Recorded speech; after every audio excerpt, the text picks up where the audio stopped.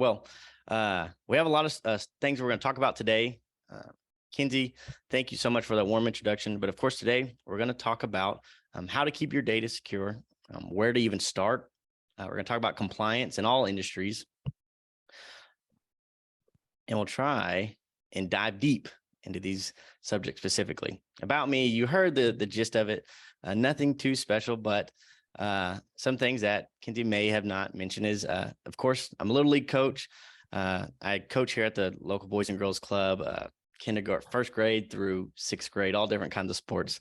So my patience is strong. I've learned that over the years. And when you're working in cybersecurity, patience is key. So if you ever need a chat, come talk to me. I'll listen. But overall, highly involved in the community, and always put food connoisseur in there, because one of the questions I like to ask, if you have a favorite food or favorite food from somewhere around the world, throw it in the chat. I like to get good ideas of things I want to try or eat when traveling. So throw those in there and I'll make sure I get to it. Boudin. Boudin. Yes, that does sound good. Spring's coming up. I think crawfish season is the end of this month or a few weeks away. Yeah, a lot of people don't know that crawfish season's in the wintertime. Mm-hmm. Also, besides, the spring. So anyway. Well, what you all came here for is learn about cybersecurity and industry standards. Well, what do we mean by industry standards? It's regarding cybersecurity and different regulations and compliancy. And if your industry, whatever industry that may be, has not been affected by cybersecurity regulations, I promise you it will be soon. And now that may not be next month, may not be in the next 6 months, but possibly the next year, 2 years. But overall, year after year, more industries are being affected and regulated, and even more states are requiring industries to implement new cybersecurity practices or regulations or compliances. Now, you'll see a few here, and if you're in this industry, you've probably had to deal with a few of these things. Of course, HIPAA, it's been along for a very long time. Contractors, law firms, specifically law firms in California. California even takes another step regarding cybersecurity regulations, such as the CCPA, or the California Consumer Privacy Act. And so some of you may know what these different cybersecurity standards may be, or these regulations are. But of course, there's a lot more that are coming, and there's a lot more that aren't on this list. One, as a business owner, you may have experienced cyber insurance increases. Now, why has that happened? Well, in the past year or two, we've seen 200 to 300% premium increases from cyber insurance policies, simply because the risk is a lot bigger now, and cyber insurance companies lost so much money. And now they are putting specific cybersecurity requirements on anyone that had a cyber insurance policy, or even if you are considering getting a cyber insurance policy, you have to have these requirements even to be considered. And so there's more standards, and these, especially with cyber insurance, these standards are changing and becoming, I guess you could say, more aggressive year in and year out. Now, with all of these regulations and these standards and these compliancy concerns, the question I want you to ask yourself is, who is in charge of compliance for me? Who's in charge of keeping your business compliant? Or are you even compliant? And if something changes, if these standards or these regulations change in the next 6 months, how will you know? And how will you make those necessary changes? Well, my first piece of advice is rely on a framework, a cybersecurity framework. This will give you a roadmap of how to implement best practices regarding security. And you hear us say best practices or best of the best security. Tom, I know that's something that you make sure that we have every single day. What would you say regarding best practices, or how would a company implement best practices into their organization, and why is that important? Well, it's just the right way to do things. You think about all aspects of your company, right? You want to do the right thing the right way. you know. But in our industry, from the cybersecurity and also the IT industry, there are standards and practices, or standards of practices, or standard operating procedures, and cybersecurity is no different. And the NIST cybersecurity framework is I consider it the gold standard for, understanding what to do and how to address it. And then we are a best in class company. So all of the technical controls that we use they're the best that we can get. And we're constantly evaluating and looking at new tools. And if something is found to be better, we'll either rip and replace, or we'll just add it to our stack. Depending on the environments, one tool may be better than others. And so when we talk about best practices, best in class, cybersecurity framework, and cybersecurity and IT standards, that's what we mean. And whoever you use, that should be their method of operation as well. Otherwise, you're either not making as much money as you could off your investment in cybersecurity, or more importantly, you're not going to be protected very well if whoever's providing that's not using best-in-class tools, techniques, and procedures. That's exactly right. And you mentioned a word in there, NIST, which is the National Institute of Standards and Technology, and they really are the gold standard. They give you the framework, like we just saw earlier, to implement the best practices regarding security for your organization. Now, here you'll see 5 stages that NIST has provided for everyone and anyone to use for their organization.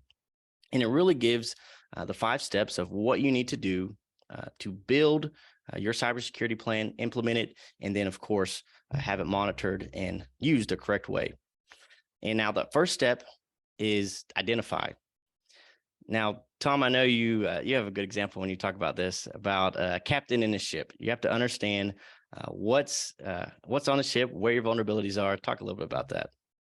Oh, that's great. I haven't used that analogy in a while. I love it. Yeah, I'll have to bring it back in. Okay, so imagine you're a captain of a cargo ship about to leave Shanghai, and you've got a voyage to ship all this cargo to Long Beach, California. Days, maybe even weeks before the departure, before the ship is loaded, the captain's already planning all of the things that can possibly go wrong.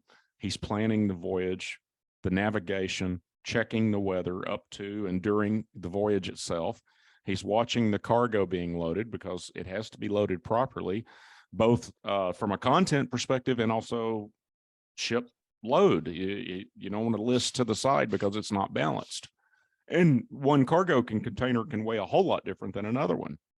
So all of these things are going into calculations. What's the condition of the port engine? It was just rebuilt. What's my crew experience?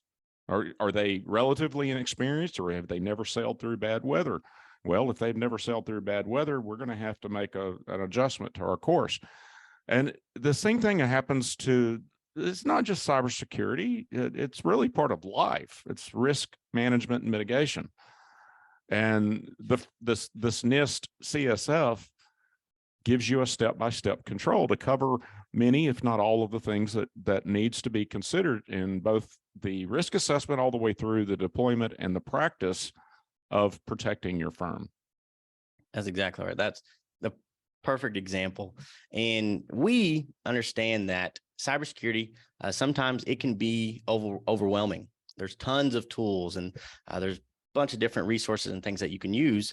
And so we always advise, don't just start throwing security tools at your organization, or don't just start going grabbing as many security tools off the shelf at Best Buy that you can and hope that they work. We recommend that first you identify what you have in place already. Understand what vulnerabilities or gaps that you may have. And then from that, you build a specific security plan to fill those gaps, take care of those vulnerabilities specific to your organization. And once you've put all of those tools in place, now they're detecting and looking for threats. And once a threat is found or there's alerts sent out, now we'll talk about this in a second, you have a team behind those security tools to respond to that event. And then one of the most important parts that's often overlooked is the recovery process of a security plan. once the worst of the worst does happen, how do we get our business up and running as soon as possible? How do we limit downtime? How do we keep business continuity flowing even in the midst of a cyber attack? Now, you take all of that information and, well, what is the first step? Out of those 5 things, I understand they say, okay, we need to identify where our gaps are, where our risk and our vulnerabilities are. Well, we recommend having a risk assessment. Ask yourself the question, when was your last cybersecurity assessment? And I won't ask you to put this in the chat. You don't have to. I won't call you out, but just think internally, when was the last time you had a risk assessment? 5 years, 2 years, if you've ever even had one. And if you had one maybe last year, has anything changed in your environment since then?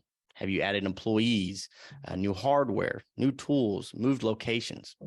There's a lot of different things that go into when you should have a risk assessment. But overall, we recommend having one annually. But the importance is, like Tom was saying before, understanding what you have in place, where your gaps are, and then going forward with the process of implementing those security vulnerabilities and those fixes to those cybersecurity vulnerabilities. And here you'll see this is just what you can expect from a risk assessment. Of course, it is the first step, understanding where you're vulnerable. But then from that, you get all the information back regarding your risk assessment. And it should show you exactly where your most concerned vulnerabilities are, what you should address first. It may show you some things that you're doing well already, but they may need minor tweaks, or maybe they're out of date.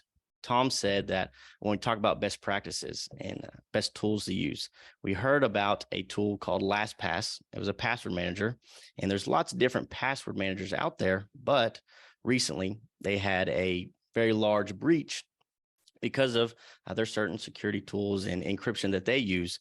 And Iron Tech Security, we moved away from that tool years and years ago, and we chose another tool that we use now, a different password manager, because of the security that it has and the encryption that it has in place to make sure our clients get the best of the best security no matter what. And so while you're having this assessment, you'll see where those gaps are. And then, of course, if you have a professional cybersecurity team taking care of this assessment for you, they'll be able to make those recommendations and put those in place for you. But what does an assessment look like? This is a version of an assessment that you may get. You'll see those red squares showing those most important vulnerabilities that you need to address immediately. But the green areas may be some things that you're already doing well, or they may not apply to your organization. But it's the first step at then understanding where those vulnerabilities are, and then developing a plan to fill those gaps and figure out how to get to your future state of a secure organization. Because it's plain and simple, cybersecurity is not do it yourself anymore. You need help from a security team to make that future state a real idea, to make it actually happen. And so they'll help you develop that plan, put the proper preventative measures in place to get to that future state.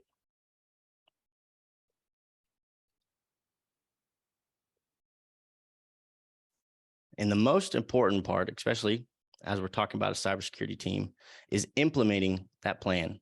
Now, you know what you need, you know where your gaps are, you know what tools you should have. How do you implement? How do you implement it? You know that you're vulnerable. You have the plan in place. Now, where do I get these tools? If I need an EDR, how do I get that? And as a business owner, maybe you're a lawyer, a CPA, cybersecurity is not your specialty. And that's why you go to the professionals, you go to the cybersecurity specialist or the IT specialist to implement the plan that now you know that you need.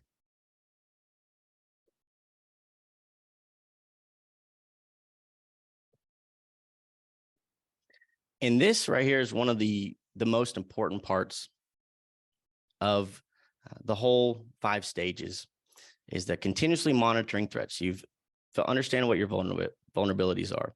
You've developed a plan, you've implemented the plan, and now your cybersecurity team is the one who's taking care of and managing all the security tools, understanding where the threats are coming from, how they happen, when they happen. And when you're talking about a cybersecurity attack or a cybersecurity threat, seconds matter, especially regarding downtime and recovery. If maybe you're a dentist office and you have 30 clients scheduled that day, if you go down at 9 a.m. in the morning because of a cyber event, that's hundreds and thousands of dollars in those seats that are lost because you may not be able to operate that day. Now, regarding keeping up with changing cyber threats or changing defensive measures or changing compliances and industry standards, this is when that cybersecurity team comes in play as well. Tom, I know you talk about this often of how we have to stay up to date with what threats are changing or how phishing emails are changing. How are our clients being attacked and what adjustments we need to make sure those gaps are filled? Can you talk a little bit about that? Yeah, you're talking about like the what's happening right now with AI as far as, okay. All right. So, and we sent for those of you that's on our threat advisory list, you got a threat advisory on this a week or two ago, but it's about the change in the practical application of artificial intelligence by the hacking community or the hacking industry, really, because it is a huge industry. And what we are going to see this year is there's two types of phishing. There's regular phish email, right? They're just trying to get you to do something. Those are highly, highly automated, robotic, unattended attacks done at scale. Targeted attacks, like I spear phish, it's targeted. If you're spear phishing, that fish is right in front of your spear gun. Okay. Target attacks historically have been handled with a lot of manual degree. They understand who they're attacking. They know why it's worth spending their time on investing human energy and time in it and trying to hack the industry. For example, we are a targeted victim or targeted company. They're continuously targeting us because it's a lucrative hit if they were able to break in, because then they've got access to a bunch of different clients as well, of all shapes and sizes. And there's a lot of money at stake, among other things. And but with AI, they're going to be able to launch those spear phishing attacks at scale, automatically. Those highly targeted emails that look like they're coming from within your organization or a vendor you're doing business with. And it's going to change a lot when it becomes allowing the criminals to scale their industry in such a way that I even doubt they are even aware of how big of an impact it has. Historically, as a society, not just US, but the global society, we had the invention of the PC, then the invention of the internet. Those were both seminal events in human history. And now AI, the practical application of artificial intelligence. And it's going to dramatically change not just the hacking industry, but all sorts of other industries. Now, the good news is we've been using it for a few years now. And so I haven't anticipated a way that AI is going to change the hacking ability in any manner that our current defenses will be unable to intercept. So we're good. But I just want you to be aware, knowing that 95% of failures are caused by human beings, that if you haven't seen these targeted attacks, expect them and expect them soon. Any day, we're going to start seeing targeted attacks done at scale. And if you've never seen them before, you're going to get conned. You're going to get fooled on the clicking on that link or calling this phone number or doing whatever they're trying to get you to do. So that's your chief takeaway from this 30 minutes that you're spending with us is be vigilant, stay vigilant, and make sure your organization doesn't have a serious cyber attack. And I'm glad you mentioned the human aspect of security, because you can implement all these tools. You can put all the defensive measures in place as much as you can, but there's still a human aspect to securing your organization. And one of the most important things, and what's becoming a trend recently, is really creating a cybersecurity culture, putting security first in everything that you do regarding, doesn't matter what business you are in, making sure everybody understands the importance of security, making sure everyone understands what's at risk regarding cybersecurity. I mean, if you're a business owner and you've been building your business for 15, 20 years, and it comes to the fact you hire a new employee and in the first month they get a phishing email, click on a link, and now your whole company is experiencing a ransomware attack. That business you've built for 15, 20, 30 years can be gone in seconds, simply because someone clicked on a link, simply because they didn't have the cybersecurity training that they needed when they first came on to understand, hey, maybe I don't recognize this email address. Maybe I should send this to our cybersecurity team. Or I'm not too sure. They're really trying to get me to send gift cards right now, the next 5 minutes. I'm not too sure. That doesn't look right. Creating a cybersecurity culture helps ensure that you don't become part of that 95% of those cyber attacks that are triggered by your employees, by people with a key to the front door. We talked about password management. That's something that's becoming just a part of doing business now. Securing your logins and passwords safely in an encrypted location with a password manager is just a cost of doing business, because simply writing them down on a piece of paper or keeping them in an Excel sheet is putting convenience over security. And that's how people end up closing their doors. That's how people end up going out of business, because they valued convenience instead of securing the organization that they've taken so long to build. And the last bullet point you'll see on there is leadership and management, that you have to be involved. You have to encourage doing the cybersecurity training. You have to do the security training yourself. And by instilling security first in your employees and into the culture of your organization, that in turn, of course, rolls over into your clients as well, that they feel safe knowing that you're taking that extra step to keep their information private, or you're valuing their information enough to put security in place so that they know that if a breach does occur, you have the security tools in place to make sure it's not a huge attack or even prevent the attacks. But creating a cybersecurity culture, it's slowly trending now. More organizations are implementing it, but I know Tom, that's something that we're teaching a lot more now. Oh yeah. Absolutely. I want to circle back around to password management. Yeah. It's very common. We go into a brand new client, they're not using a password manager, and they've got an Excel spreadsheet that's shared out to everyone on the network with credentials in it. So what we know about modern ransomware attacks, and I'm talking about ransomware attacks for the last 5-7 years, they always carry multiple payloads. They're almost always fully automated beginning to end. They just deploy server backdoors and workstation keyloggers. But there's a tool that's been around for years that it does nothing more than crawl the entire network and look for a file that's storing credentials, and it harvests it automatically. And that it's been around for years. It fully automates discovering and finding a open file, an Excel spreadsheet, Word document, pages, whatever you're storing it in that's not encrypted. It just pulls the file, sends it back to the mothership, and the ransomware attacker will just go out and sell it to somebody else because that's really not their specialty. Same thing with server backdoors. So what you need to do as a company, and I think this is the right slide maybe, is you really need to think security. It's not just establishing that security culture. It's job one. Okay.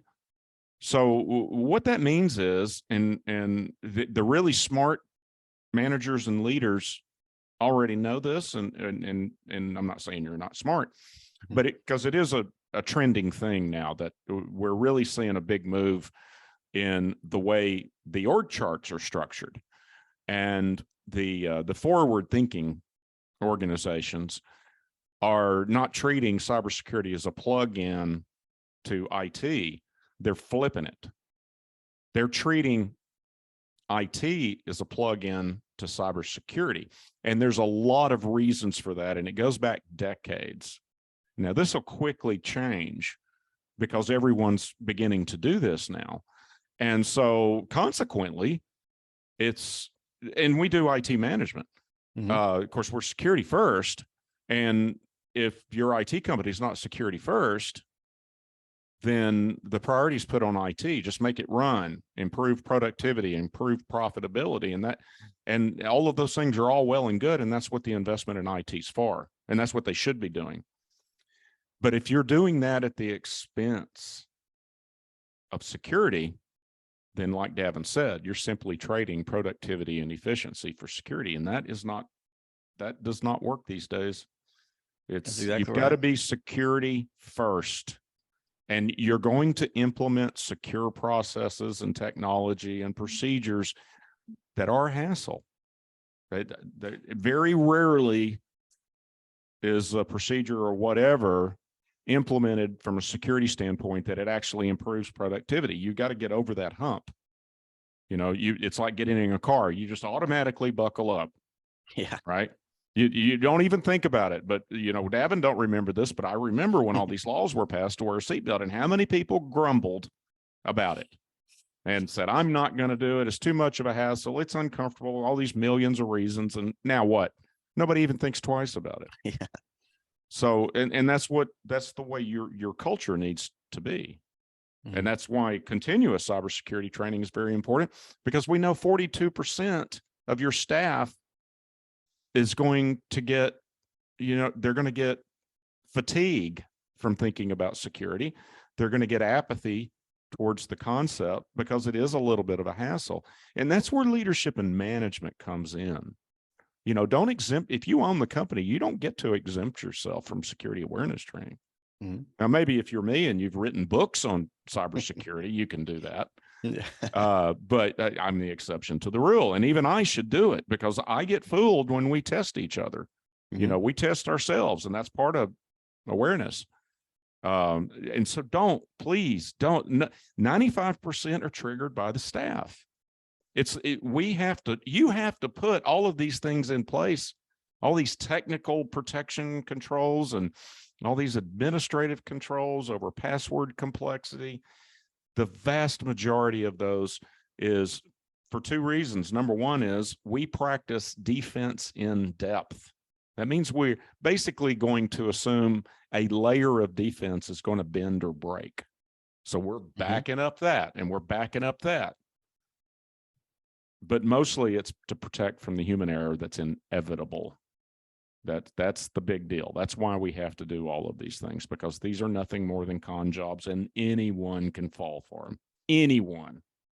Don't think you're too smart not to fall for these con jobs. These are professionals at psychological manipulation, human psychology, embedded triggers, appeal to urgency. They're generally speaking fallacy, but that's a different topic for a different day. And even the best of us, there's a technique for analyzing an email. And it's basically looking at the sender, the links, the attachments, and the message. Is this message characteristic from this vendor? And if it's not, you should immediately be suspicious. Don't follow the instructions, just be suspicious. And that's where leadership and management comes in, and you got to walk the talk. I think I heard that today that about 7% of people get their direction or their marching orders, or however you want to characterize that. Only 7% comes through hearing how to do it or being told to do it. The other 93% is about the walking the talk by doing it yourself, setting examples, taking it seriously.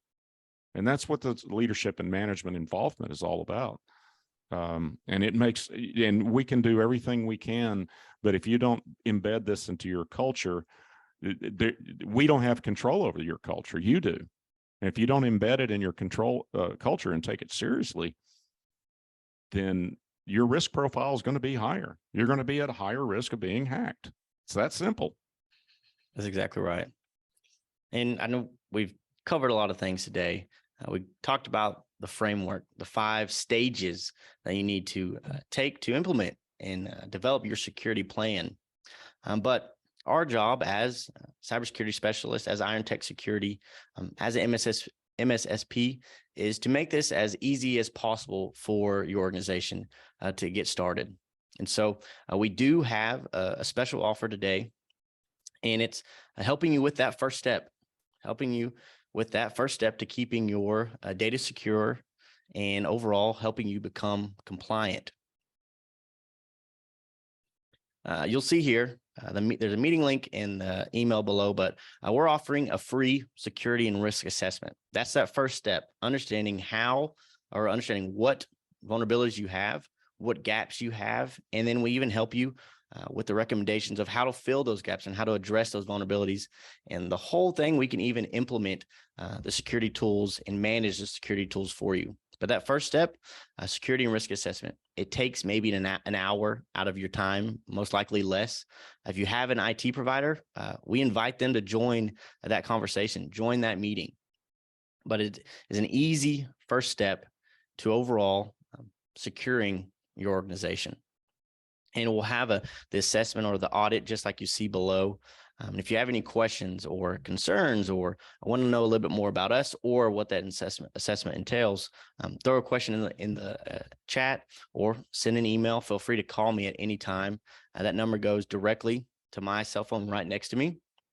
And so we want to talk with you. We want to answer your questions, and we want to help you become secure in 2023. And we're just 3 minutes over. We told you we'd try to get you out of here at the 30-minute mark. Tom, do you have anything to add before we hop off? No, you see, you're putting it on me to go over the time limit, and we're already losing people fault? left and right. So, but no, I don't really have anything to add.